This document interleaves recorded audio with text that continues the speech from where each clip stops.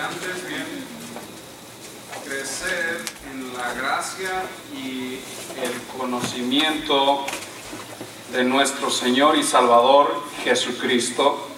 A Él sea gloria ahora y hasta el día de la eternidad. Amén. Bendito Padre, pido tu sabiduría, que me ayudes en este momento. Yo no soy nada ni nadie sin ti y yo te necesito, Señor. Dame la habilidad para exponer tus palabras y tus verdades, para hablar y comunicarlas a tu pueblo y para mi vida en lo personal, y para que tu palabra no nomás sea información, sino que nos transforme. Háblanos, Señor, esta mañana. Te lo pido en el nombre de Jesús. Amén. Amén. Gracias. Pueden tomar su lugar. Imagínense usted si pudiera enfrentar toda la vida con sabiduría. Habrá tal vez unos problemas los cuales pudiera haber manejado de una manera mejor. Habrían asuntos en la vida por lo cual, si tuviésemos un poco más de sabiduría, pudiéramos lidiar, muchas gracias, con esos asuntos mucho mejor. Pero más allá de solamente sabiduría, imagínese usted enfrentar la vida con más sabiduría, con más gracia. Y imagínese usted como un cristiano maduro. Lo repito, un cristiano maduro. ¿Cuántos conocen cristianos maduros? ¿Y cristianos inmaduros? Amén. Hubo más inmaduros, entonces es más fuerte para el segundo. Amén. O sea, hay de todo. Cristianos maduros, inmaduros, cristianos a medias. Hay bebés en el cristianismo. Hay jóvenes y hay padres en el camino del Señor y en su crecimiento y madurez espiritual. Hoy, por lo que vamos a estudiar, vamos a identificar más o menos dónde estamos, y también vamos a ver sobre la importancia del crecimiento y madurez espiritual. Hoy entonces continuamos con esta serie de sermones que comenzamos la semana pasada, referente al crecimiento y la madurez espiritual. Una de las cosas más importantes para los creyentes es el crecer y el madurar espiritualmente. Y el crecer y la madurez espiritual, esa es responsabilidad tuya y mía. Es una responsabilidad personal.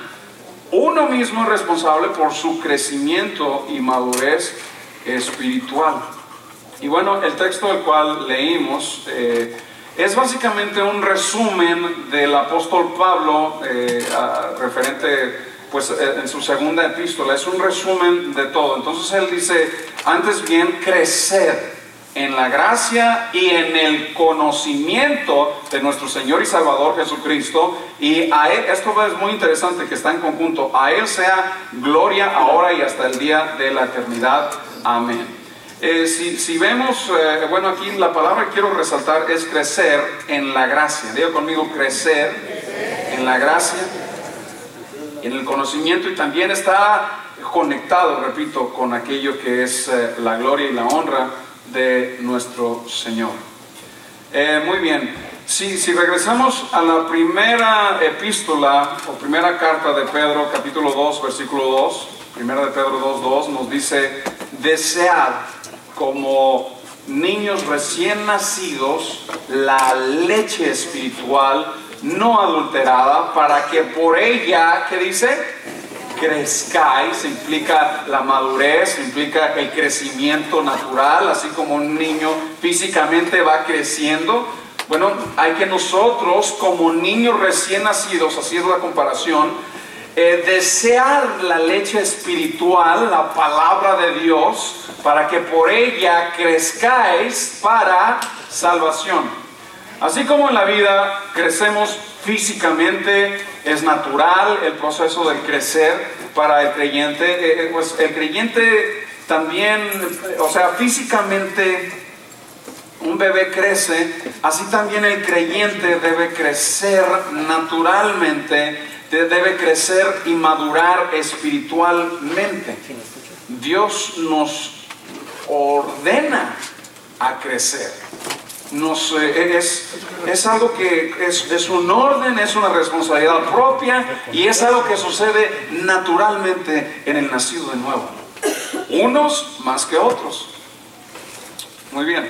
Entonces no hay nada más triste, más trágico que un creyente quien ha vivido mucho en el Evangelio y llega a ser un creyente que sigue siendo inmaduro, sigue siendo un bebé.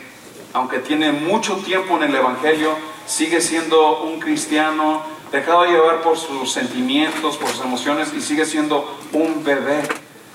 En lo natural es muy triste, ¿no? Es trágico cuando uno no se desarrolla totalmente mentalmente o físicamente, emocionalmente, socialmente. Esto es triste cuando esto sucede, pero desafortunadamente también sucede en lo espiritual. Hay muchos cristianos que no han madurado. Hay muchos cristianos que tienen años en el Evangelio y no han crecido, no han avanzado, no han madurado. Hay muchos entonces quienes profesan el nombre del Señor, pero nunca crecieron espiritualmente. Y esto es lo que vamos a ver. Entonces, en primer lugar, y ahí si quieren anotar y hacer unas observaciones, en primer lugar, el crecimiento espiritual no tiene nada que ver con nuestra posición en Cristo.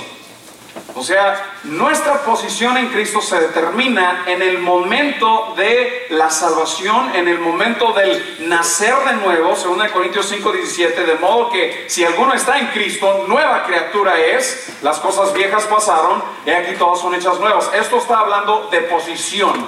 O sea, el crecimiento espiritual no tiene nada que ver con tu posición en Cristo. O sea, tú eres hijo de Dios. Y el crecimiento no tiene que ver nada con esa posición. Colosenses 2:10 nos dice: y vosotros estáis completos en Él, que es la cabeza de todo principado y potestad. Esto es algo completo posicionalmente. No sé si me estoy dando a entender.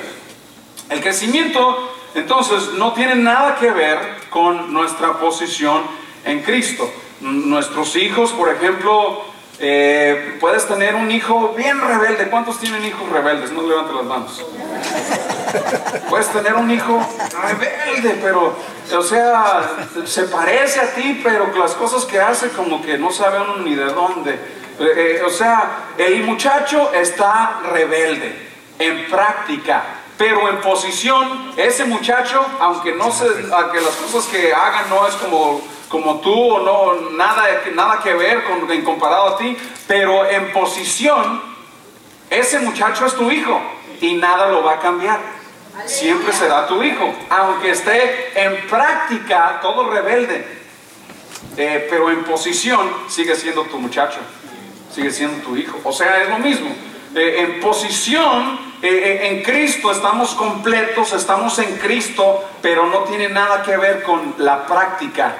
Como los corintios, los corintios eran cristianos, le dice el apóstol Pablo, hermanos, se refiere con amor hacia ellos, pero les dice carnales.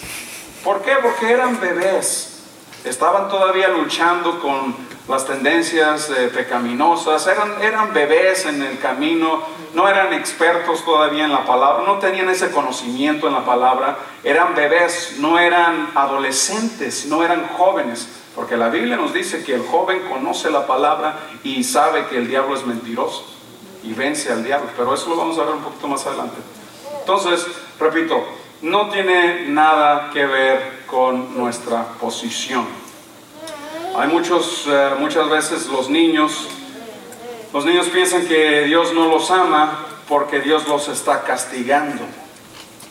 Muchas veces el cristiano piensa que Dios no le ama porque le está disciplinando.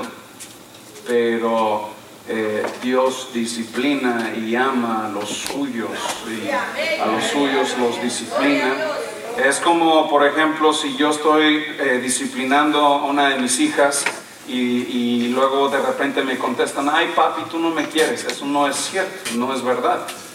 Precisamente porque la quiero es que la estoy disciplinando para hacerle un bien en su vida, solamente que ella no lo puede entender en ese momento. Pero muchas veces nosotros por nuestra inmadurez pensamos tal vez que Dios no nos ama porque nos está disciplinando, y si ese eres tú, yo te quiero decir que es precisamente por la cual Dios te está disciplinando, porque Él te ama. Esa es la verdad. Número 2, el crecimiento espiritual no es cuestión del favor de Dios o del amor de Dios. Hay muchos que piensan lo siguiente: yo no crezco espiritualmente, no estoy madurando espiritualmente porque Dios no me quiere a mí tanto como quiere a los otros hermanos, como quiere a los otros líderes, como quiere a los pastores. Eso no tiene nada que ver. Dios nos ama a todos en el mismo lugar, mismo nivel. Dios nos ama a todos, que dio a su Hijo unigénito para morir por nosotros en la cruz. Entonces eso es otra cosa. El crecimiento espiritual no es cuestión del favor de Dios o del amor de Dios. Número 3, el crecimiento espiritual no tiene nada que ver con el tiempo. ¿Qué quiere decir eso? Hay mucha gente que ha sido cristiano por 30, 40, 50 años y no han crecido muy poquito. Han crecido todavía hasta cierto punto como bebés.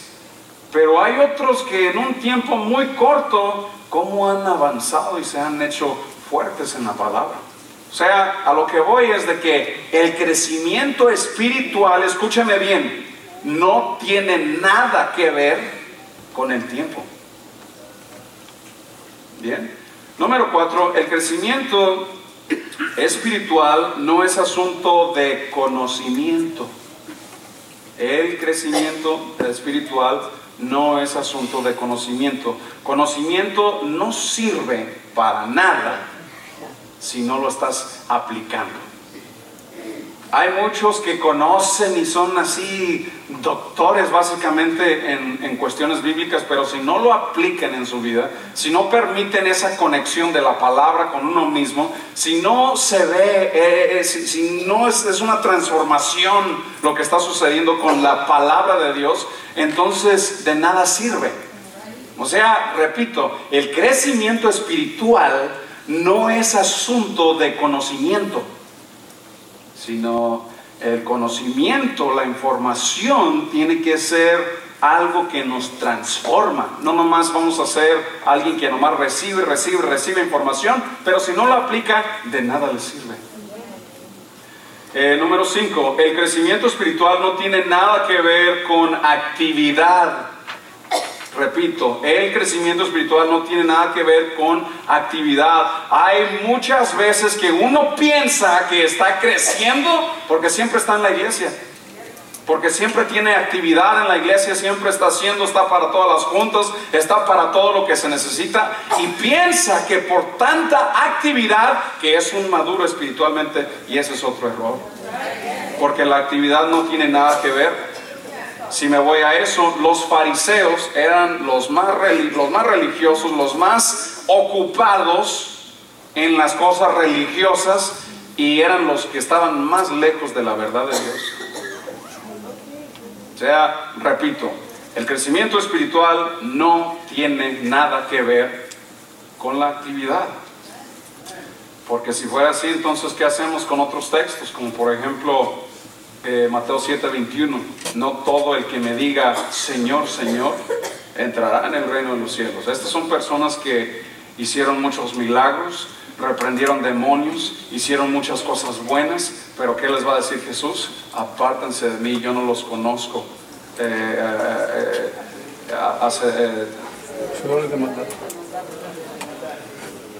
No todo el que me diga Señor, Señor entrará en el reino de los cielos, sino aquel que hace la voluntad de mi Padre que está en los cielos. Porque en aquel día me dirán que no reprendimos demonios, hicimos cantidades de cosas buenas, pero yo le responderé: apartados de mí, yo nunca os conocí, hacedores de maldad.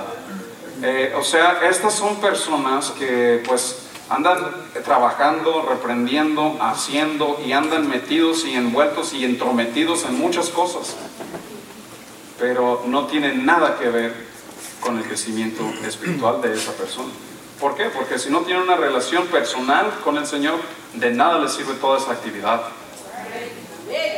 Y esto lo hablo para todos los siervos, que si tú andas ahí en casa de fe echándole ganas y todo, pero no tienes una relación personal, mejor no lo hagas. Mejor enfócate en tu crecimiento y madurez espiritual. No vayas a cometer el error de que porque estás trabajando mucho quiera decir que eres fuerte espiritualmente o que estás creciendo espiritualmente. Estar ocupado entonces ni siquiera califica a uno para salvación, entonces mucho menos para crecimiento espiritual. No, nada que ver. Número 6, el crecimiento espiritual no tiene nada que ver con prosperidad. Hay mucha gente que piensa que porque tiene dinero, que quiere decir que el favor de Dios está sobre ellos, que Dios está con ellos y que Dios los está prosperando, y porque tienen prosperidad piensan que están creciendo espiritualmente. Y esta prosperidad económica no quiere decir que has crecido espiritualmente, no tiene nada que ver. Ese es otro error. El crecimiento espiritual no tiene nada que ver con la prosperidad. Son dos cosas. Entonces, un repaso. El crecimiento espiritual, número 1, no tiene nada que ver con nuestra posición en Cristo. El crecimiento espiritual no es cuestión del favor o amor de Dios. Número 3, el crecimiento espiritual no tiene nada que ver con el tiempo, cuánto tiempo has sido cristiano. Número 4, el crecimiento espiritual no es asunto de conocimiento, no tiene nada que ver con actividad. Y número 6, no tiene nada que ver con prosperidad.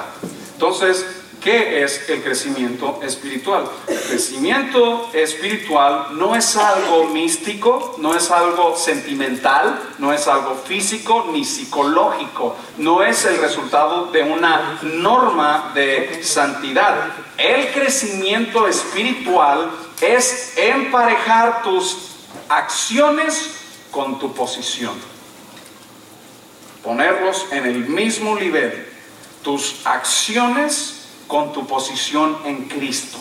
Entonces, por ejemplo, ¿cuántos aquí les gusta el fútbol? Muchos amén. Yeah. Yo pues no soy muy futbolero, pero entiendo de que si un jugador sale de su posición, pues les va a ir mal al equipo, van a perder y se los van a golear, ¿sí o no? O sea, cada jugador tiene que jugar su posición, ¿sí? Y tiene que hacer lo que su entrenador le diga, y su entrenador les entrena basado en su posición, en la posición de la jugada del jugador, del futbolista, ¿verdad?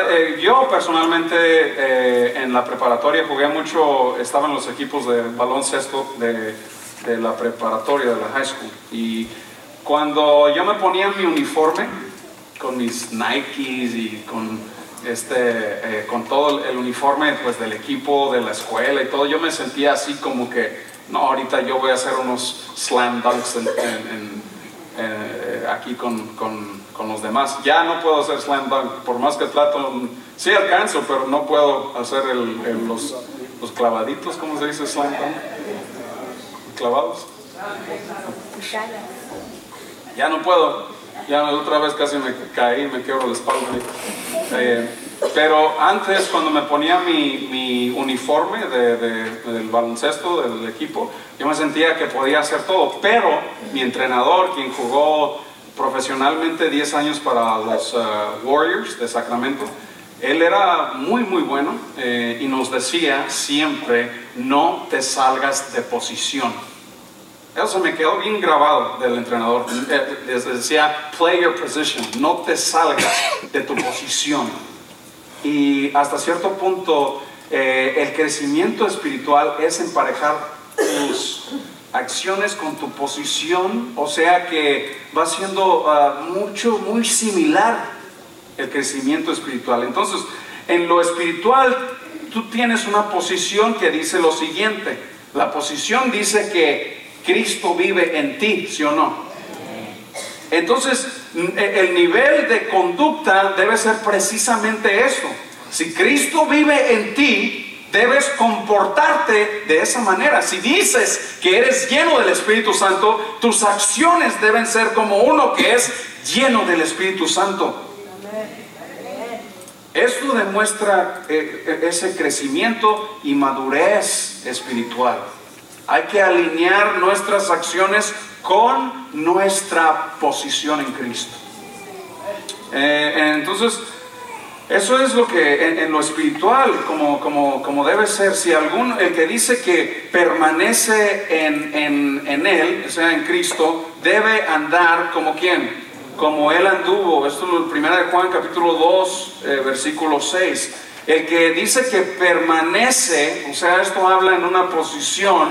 El que permanece en posición en Él, que dice que tiene una relación con el Señor Jesucristo, que es cristiano, que es nacido de nuevo. ¿Cuántos dicen que son nacidos de nuevo? Entonces, debe andar como Él anduvo. O sea, Él tiene que ser nuestro ejemplo. Se refiere a nuestro Señor Jesucristo.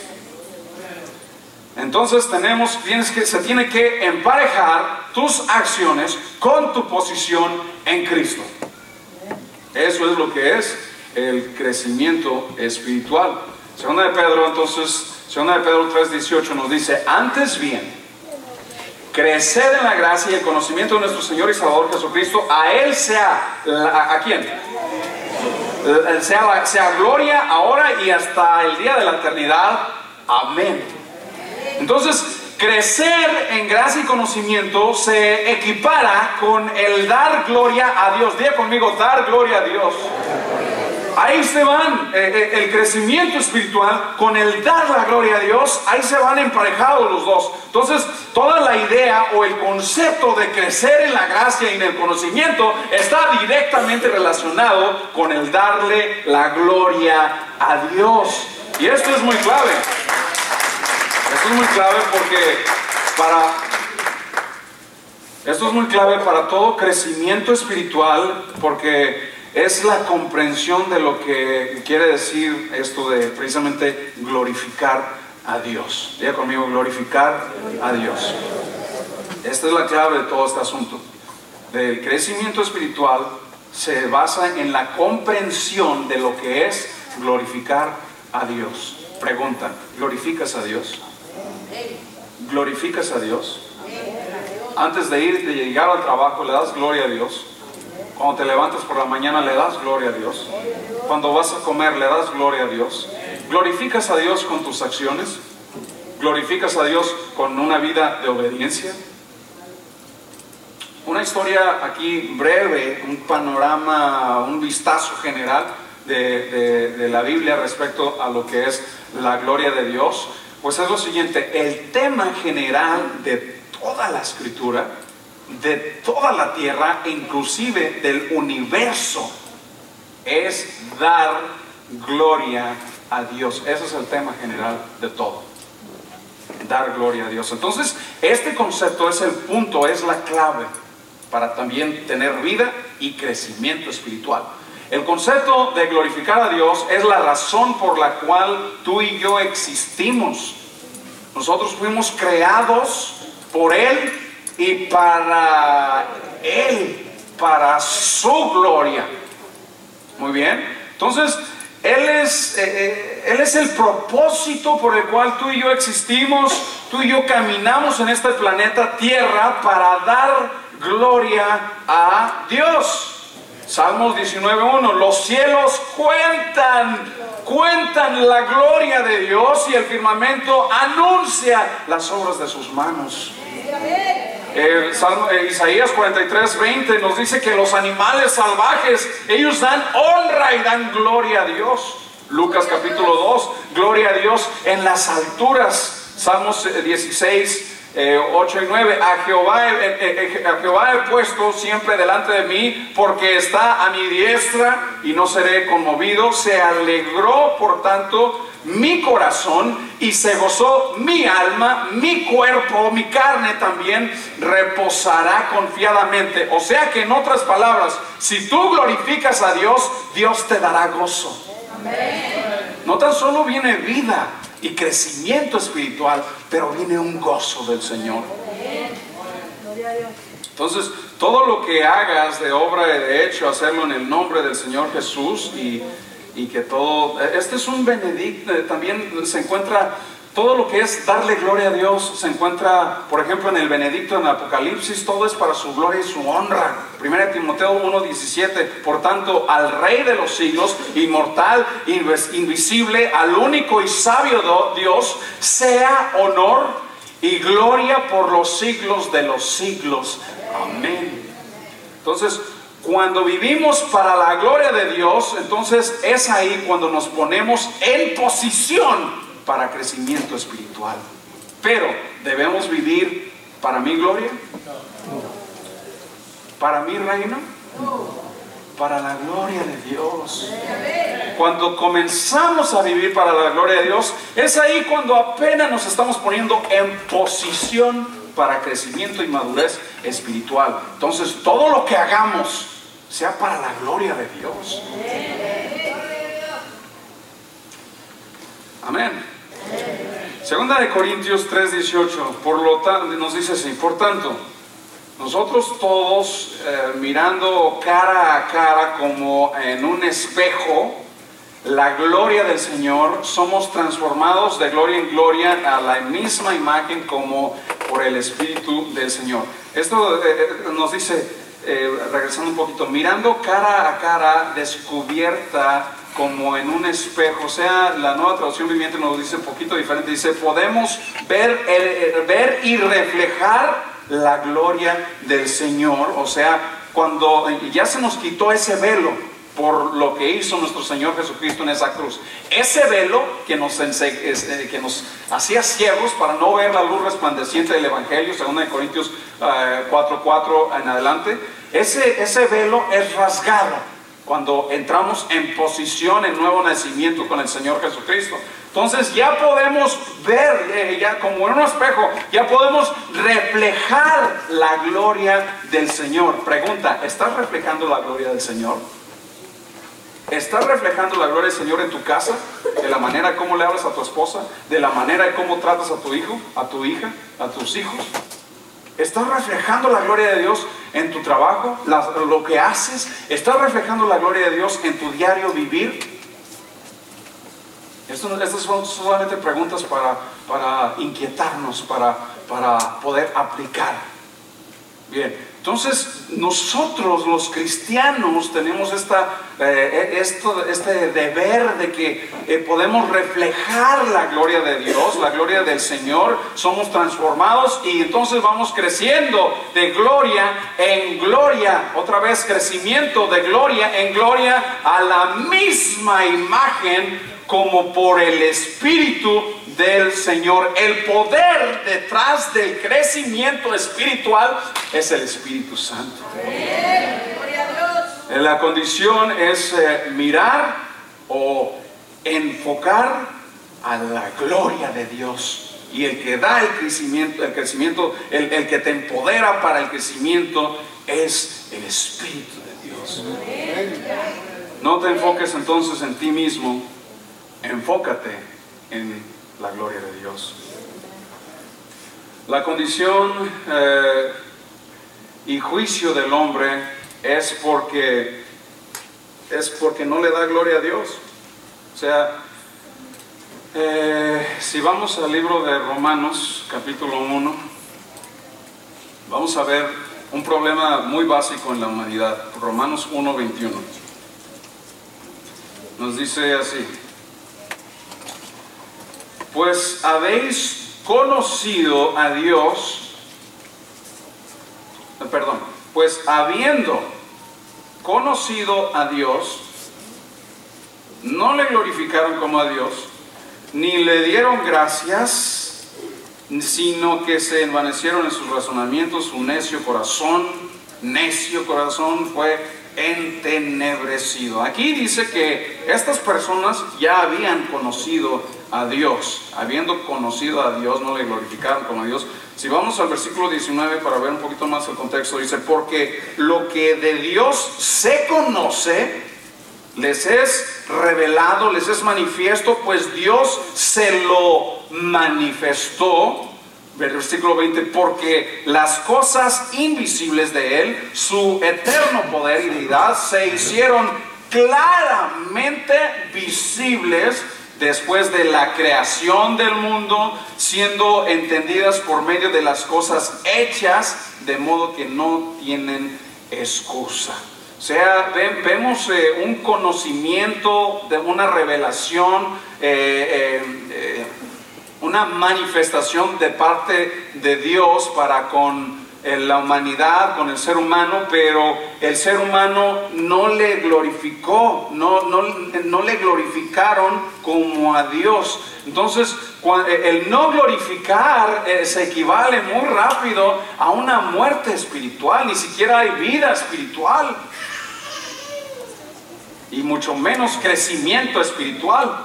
Eso es algo que vemos en toda la Biblia. Y si vemos que aquí nos dice, ¿verdad?, en el 20, que por las cosas invisibles del eterno poder se hicieron claramente visibles desde la creación del mundo. O sea, todas las cosas en realidad nos dicen que Dios existe. Por ejemplo, vemos este mundo, tuvo un creador. Vemos el universo, tuvo un creador. Vemos nomás este edificio nomás se puso así por hacer. No, tuvo alguien que lo diseñó, luego vinieron los constructores y lo edificaron. O sea, este edificio tuvo alguien que algunos que lo diseñaron, y aquí está este edificio, este auditorio. O sea, todo tiene su creador. Y bueno, desde el principio, de acuerdo a la Biblia, vemos y entendemos esto. Entonces, si por ejemplo vamos al libro de Génesis, yo creo que podremos entender un poquito más. Génesis capítulo 3, versículo 8. Génesis 3, 8, pues y oyeron la voz de Jehová Dios y que se pasaba sobre el huerto del aire del día, y el hombre y la mujer se escondieron de la presencia de Jehová y se escondieron entre los árboles. Lo que vemos de Adán y Eva en el principio es de que ellos literalmente estaban en la presencia, en la Shekinah, es la palabra hebrea de Jehová, de Dios. O sea, Adán y Eva estaban en la presencia y en la gloria de Dios, en la luz de Dios. Tenían ese compañerismo con Dios. Ahora, ¿cómo era Dios? Bueno, la Biblia dice que Dios es espíritu y que es necesario que le adoren en espíritu. En verdad, un espíritu no tiene cuerpo. Se puede uno concluir que posiblemente la gloria de Dios es de que Dios estaba todo alrededor de ellos. O sea, no se podía esconder porque la luz de Dios estaba resplandeciendo en todo lugar. O sea, si tú hablabas, Dios te contestaba, pero de toda dirección. O sea, no se sabe de qué manera, pero realmente se ve, sabemos, comprendemos de que ellos, Adán y Eva, tenían esa relación personal con el Señor. Se podía ver la manifestación de Dios en ellos. Pero fue cuando pecaron, Génesis 3:24, después de la caída del ser humano, es ahí cuando, después de que uno cae, o sea, de esa caída, de ese estado natural, pecaminoso, lo que sea, cuando uno cae, entonces uno para de identificarse con la gloria de Dios. Desde entonces, Dios después de esta caída de la humanidad, Dios se ha manifestado al hombre de varias maneras. Y para eso vamos al libro de Éxodo, capítulo 33, versículo 12. Éxodo 33, 12. Éxodo es el segundo libro en su Biblia. 32. La Biblia es una biblioteca de libros, de documentos, son 66 en total, divididos por testamentos. El libro de Éxodo es el segundo libro de la Biblia. Entonces nos dice así: y dijo Moisés a Jehová, mira, tú me dices a mí, saca a tu pueblo y tú no me has declarado a quién enviarás conmigo. O sea, Moisés estaba muy interesado de no ir solo, ¿bien? Sin embargo, tú dices, yo te he conocido por tu nombre y has hallado también gracia en mis ojos.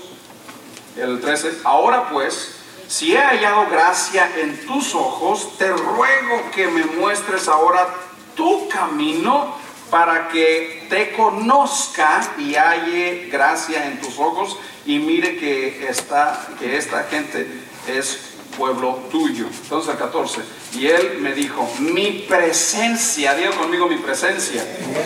¿Qué va a pasar? Mi presencia irá contigo y te daré descanso. Eso es lo que la pregunta inicial es, ¿quién va a venir conmigo? Y dice, mi presencia irá contigo. Muy bien. Entonces el 15, y Moisés respondió, si tu presencia no ha de ir conmigo, no os saquéis de aquí. El 16, y en qué se conocerá aquí que he hallado gracia en tus ojos, yo y tu pueblo, sino en que tú andes con nosotros.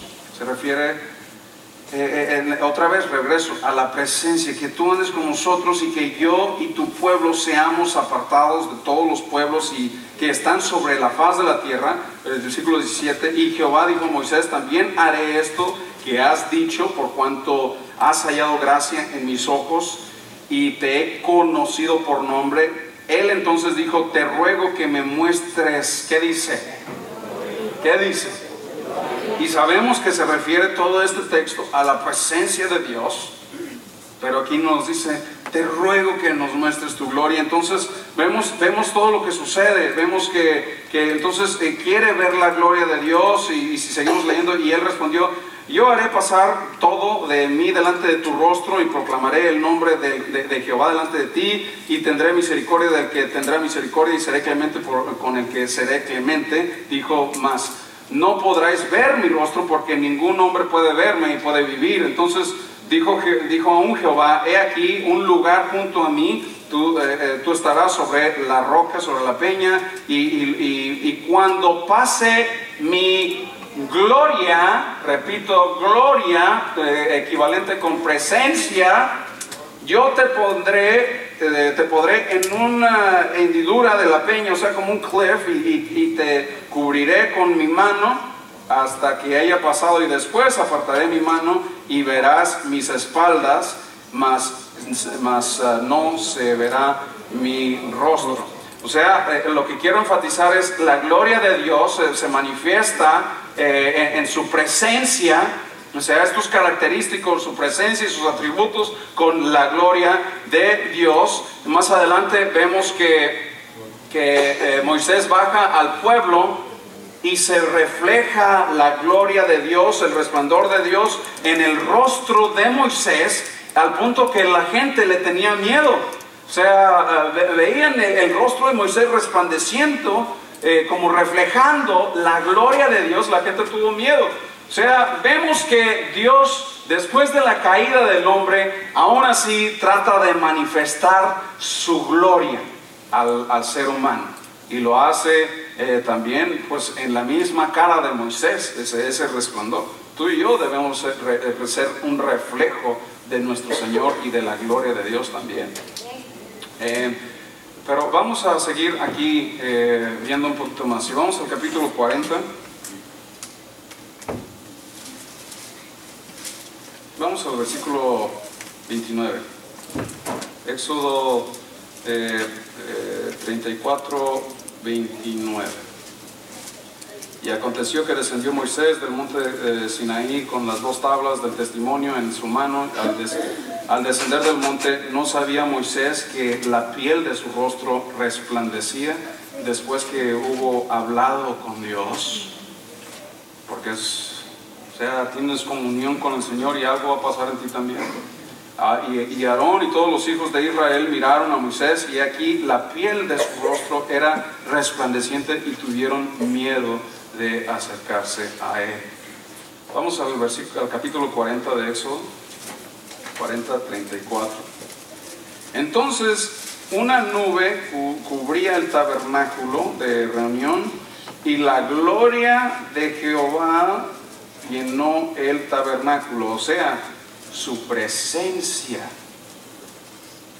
No sé si estoy haciendo un buen trabajo así en hacer esta conexión.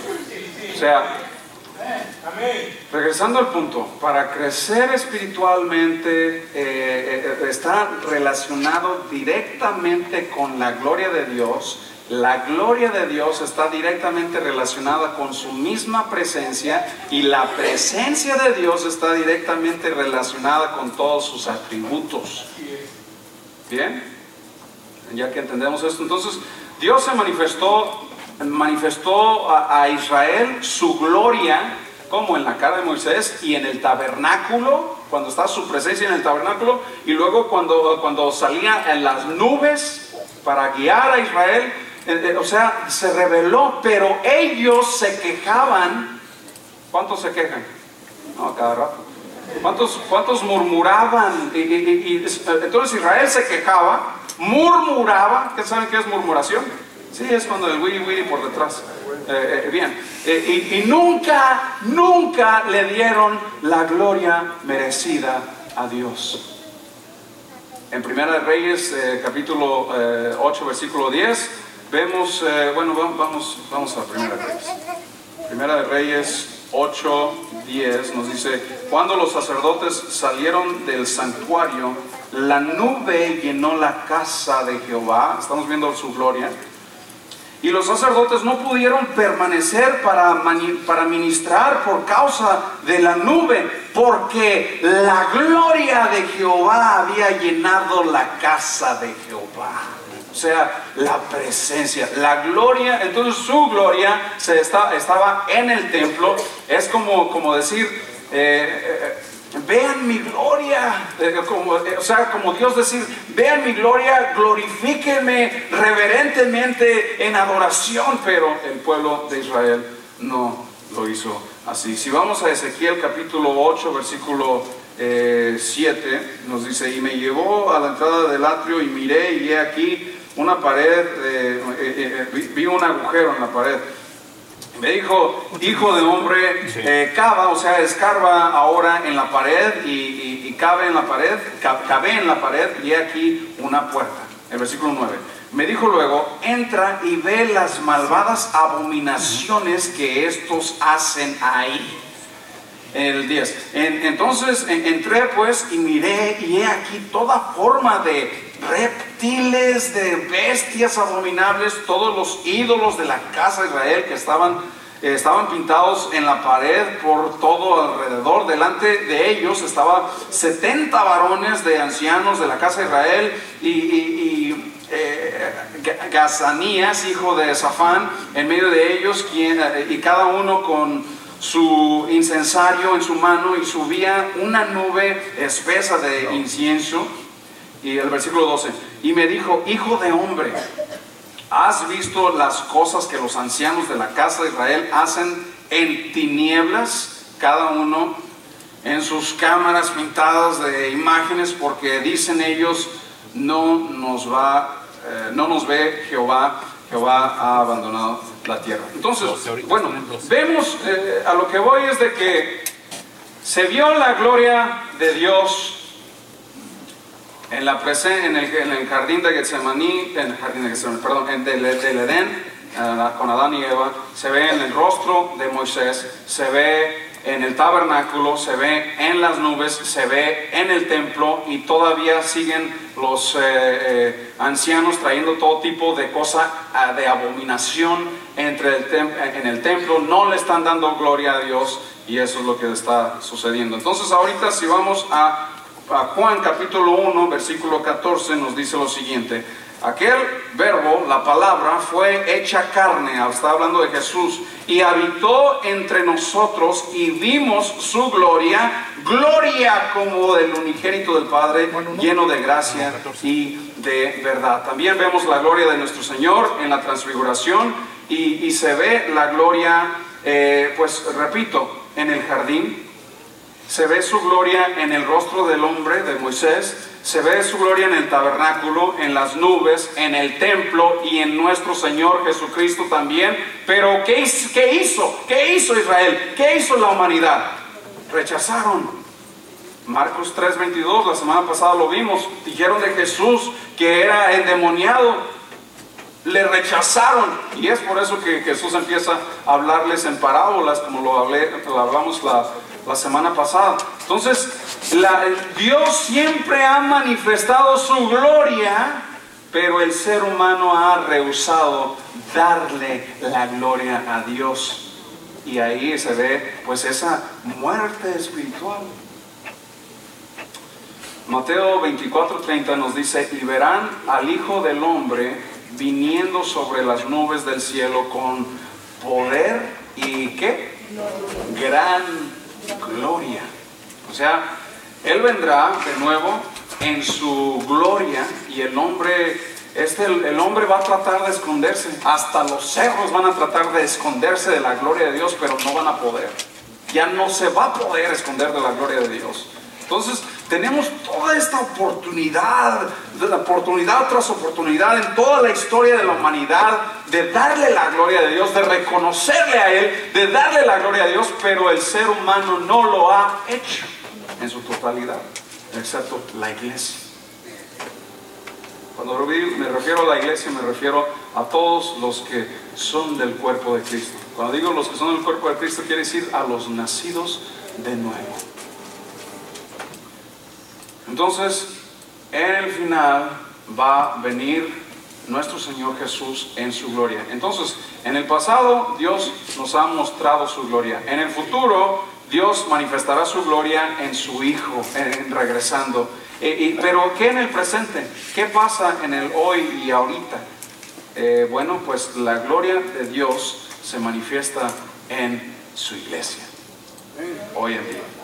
Antes era pues como lo dije, ¿no? En el jardín, el rostro del hombre, en el tabernáculo, en las nubes, en el templo, en Jesucristo. Hoy en día, actualmente, es en la iglesia, y luego nuestro Señor regresará, y ahí va a regresar con gran poder y gran gloria.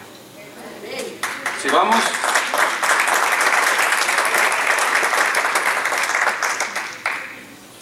en el futuro, entonces su gloria se va a revelar en nuestro Señor. Si vamos, por favor, Efesios capítulo 3, versículo 19.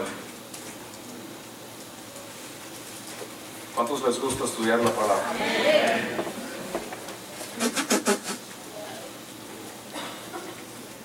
Versículo 19. Efesios 3, 19. Y de conocer el amor de Cristo, que excede todo conocimiento, para que seáis llenos de toda la plenitud de Dios, o sea, su totalidad de Dios, que nosotros seamos llenos de la totalidad de Dios. Recuerde, la presencia de Dios es comparado con la gloria de Dios, son términos intercambiables hasta cierto punto, para poder gozarnos un poquito más de esto, para que seáis llenos de toda la plenitud, la totalidad de Dios. Y aquel que es poderoso para hacer todas las cosas mucho más abundantemente de lo que pedimos o entendemos, según el poder que actúa en nosotros. A Él sea gloria ¿en qué? En la iglesia, en Cristo Jesús, por todas las edades, por los siglos de los siglos. Amén. O sea, entonces ya podemos entender un poquito más de cómo tú y yo debemos reflejar la gloria de Dios. Somos ese reflejo de la gloria de Dios, pero para comenzar, para lo más básico, tú y yo tenemos que darle gloria a Dios, tenemos que vivir para la gloria de Dios. Debemos que todas las cosas que hacemos, que sea para su gloria y para su honra. Entonces, por ahorita, la gloria de Dios es revelada en su iglesia. ¿Amén? ¿O no amén? Si la gloria de Dios se va a manifestar por medio de los nacidos de nuevo, pero el llamado más grande del creyente es de darle la gloria a Dios. ¿Le das gloria a Dios? ¿Le das gloria a Dios? Con tu manera de vivir, con las cosas que haces, con la manera que respondes, la manera que eres. ¿Le das gloria a Dios? ¿Le estás dando gloria a Dios? Porque muchas veces se entromete el orgullo. Y el orgullo no permite que le des gloria a Dios. El orgullo nomás quiere yo. Mi. Pero no quiere dar esa gloria de vida a Dios. Y eso lo vemos en Nabucodonosor. Sigamos adelante.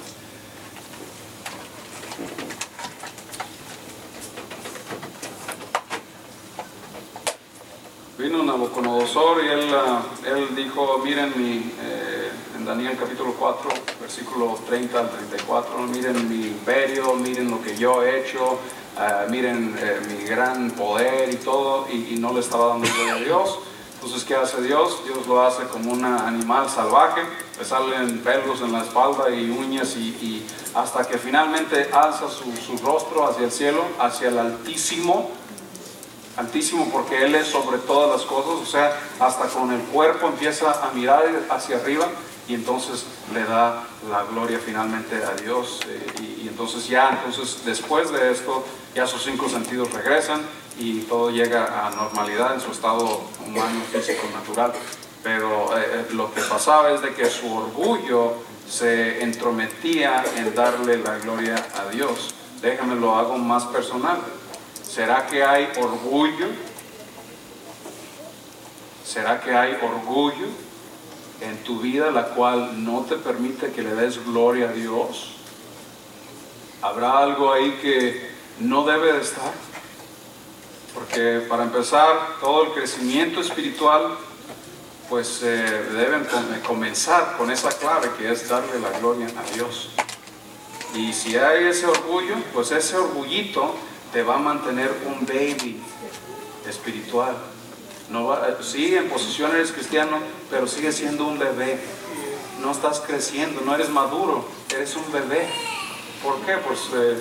Pues para empezar, no estás mirando por la gloria de Dios, estás mirando por ti mismo. ¿Está entendiendo? ¿A Él sea la gloria? ¿Debemos glorificar a Dios? Claro. Vamos al libro de Primera de Juan, capítulo... ¿Sí les gusta leer la Biblia? Porque si no, pues... Ya no dije nada. Me reservo. Es que venimos a la iglesia para aprender, no es para pasar el tiempo. Alguien dijo, ya dijo. ¿Cómo dijo? Dijo un faraón que así se ha escrito y así, ¿cómo se ha hecho?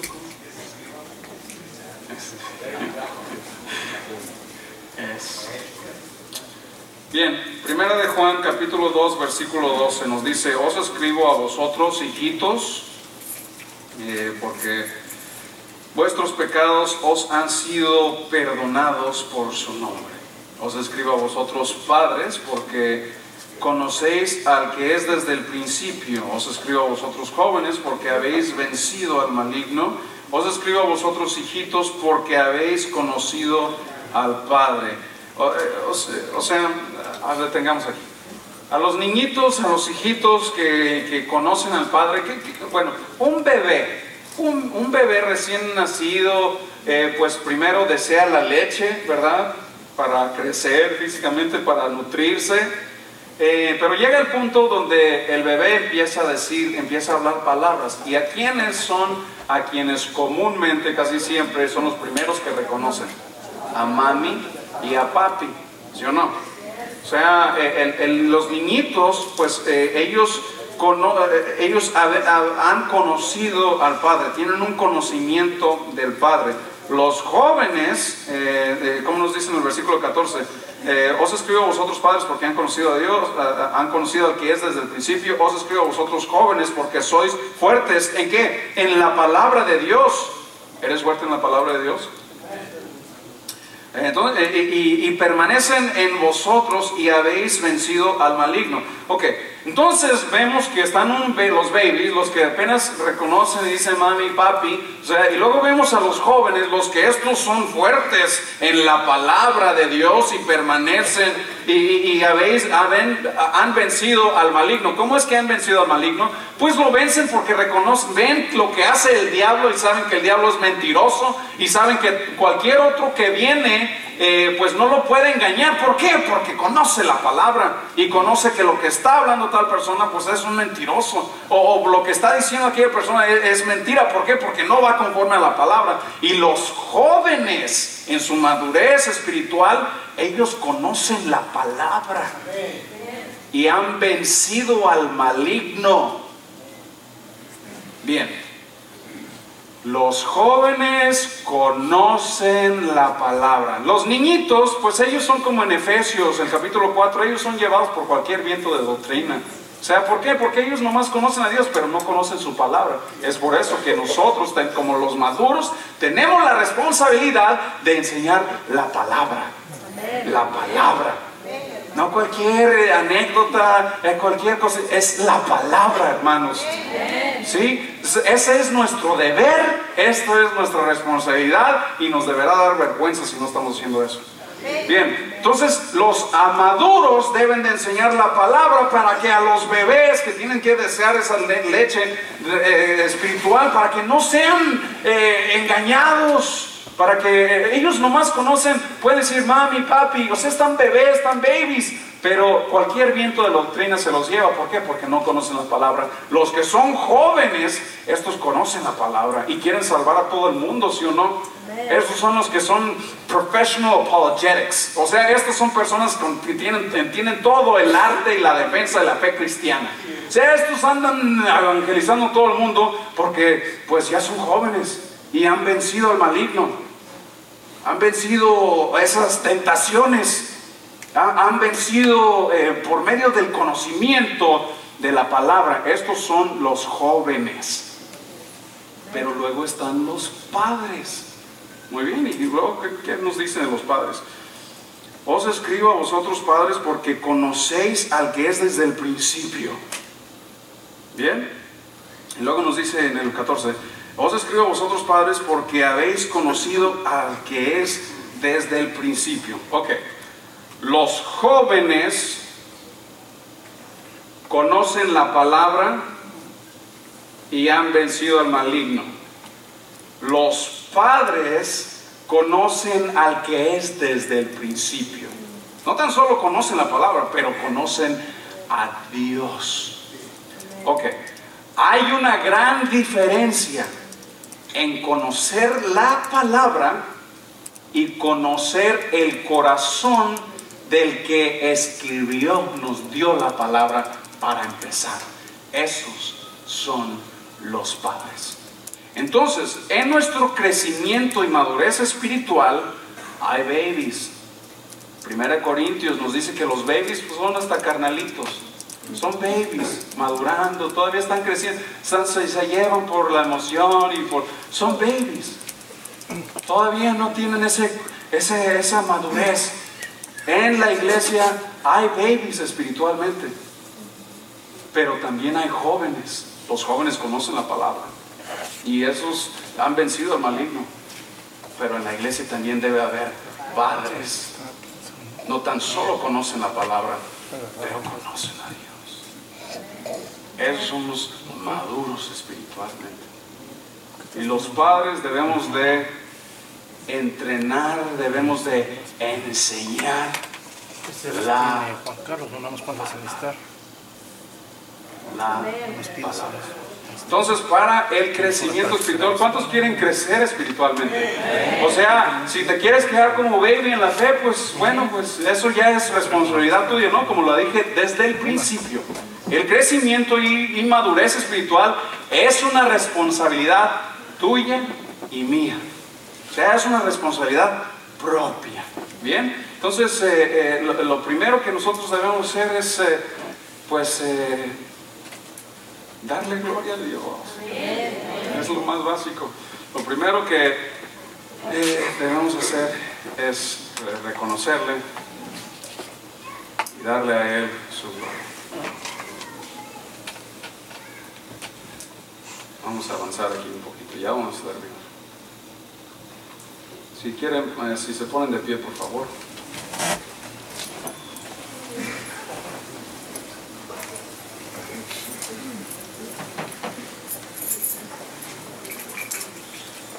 Entonces, el crecimiento espiritual es saber que eres un nacido de nuevo.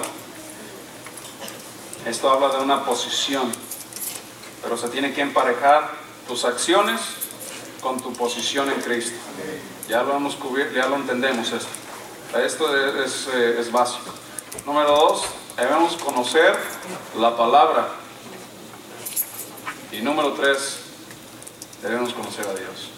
Para conocer a Dios, tienes que vivir todos los días de tu vida para la gloria de Dios, y el enfoque de tu vida debe ser glorificar a Dios con tus acciones, con lo que haces, con lo que eres. Amén. Bendito Padre, te damos gracias por tu hermosa palabra. Y pido, Señor, por este pueblo. Pido por cada uno aquí presentes, que nos ayudes para vivir para tu gloria, para tu honra, y glorificarte aquí con nuestras acciones, con nuestras actitudes y con nuestras vidas. Que haya una madurez, un crecimiento espiritual en las vidas de cada uno aquí presente, y que siempre te demos gloria y honra a ti, Señor. Que te glorifiquemos, Dios, con nuestra manera de vivir, manera de pensar, nuestras actitudes y como somos, lo que somos. Y que nuestras acciones se emparejen con nuestra posición. Y que si decimos que somos llenos del Espíritu, que andemos, que vivamos como personas llenas del Espíritu. Si decimos que Cristo vive en nosotros, que se refleje, que tú vives en nosotros. Y queremos ir de gloria en gloria. Queremos crecer de gloria en gloria. Y queremos madurar.